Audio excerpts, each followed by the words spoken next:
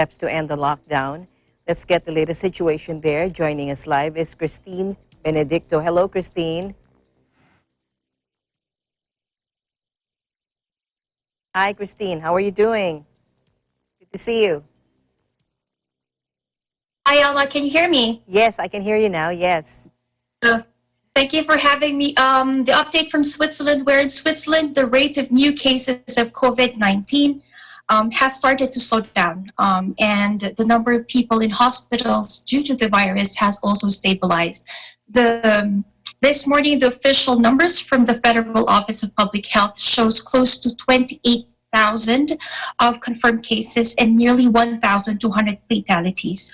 Although progression of new cases is weaker, the Federal Council still highlights the importance of being cautious. So it actually still qualifies the current situation as extraordinary. So continued measures to protect the population and the country will still be in place.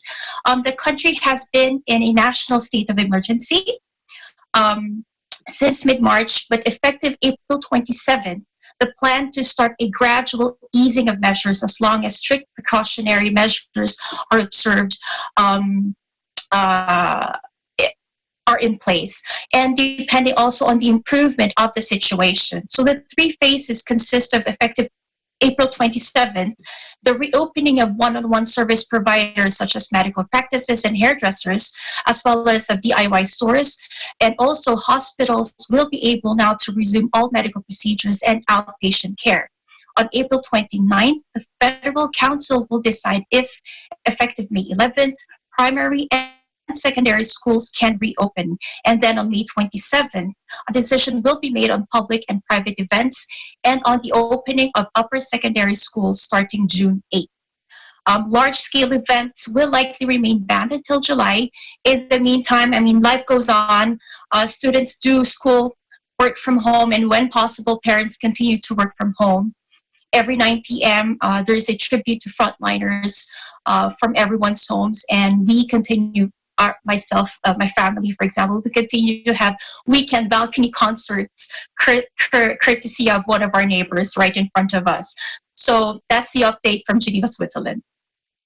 Um, Geneva, or Switzerland, earlier during the lockdown, closed its borders. Are they starting to open up now because of the Oh, yeah. because of its taking? Yeah. Just maybe to give a small summary. So in terms of entry restrictions, Switzerland had indeed closed its borders to all countries except to the Principality of Liechtenstein. Only allowed to enter Switzerland are Swiss nationals and then people with valid reasons, such as those who actually work in Switzerland.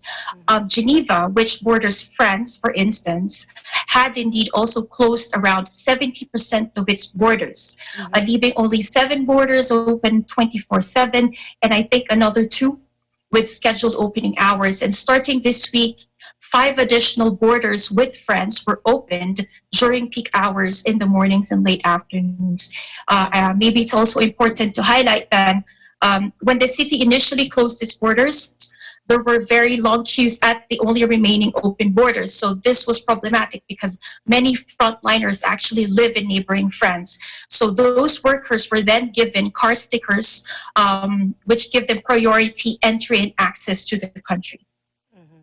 I've asked Belgium about their homeless people problem. Do you have that problem as well in Switzerland, and how is the government addressing this? Well, Geneva is a rich city, Yes. right? Switzerland in general, but we also have a number of homeless people.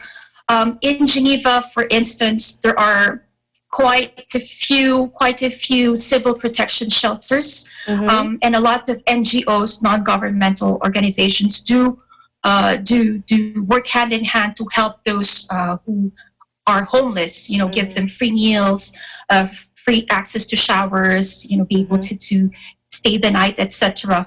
But with the spreading of COVID-19, the city and all these NGOs had to adapt the measures they had actually put in place. And I believe Geneva had requisitioned, I think, one of the military barracks downtown, so that there would be additional living space, sleeping quarters for the homeless. Wow.